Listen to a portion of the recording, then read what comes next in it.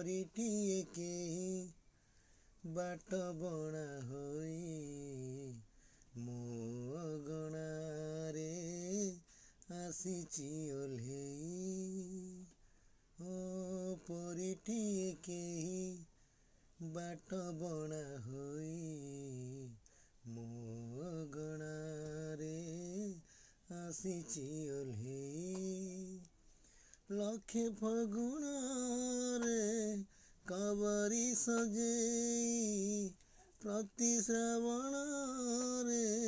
दौछि विजेई भावी तो नथिली जहा जाइछि पाई हो परिटिए केही बाट बणा होई मो अगणारे आसीछि।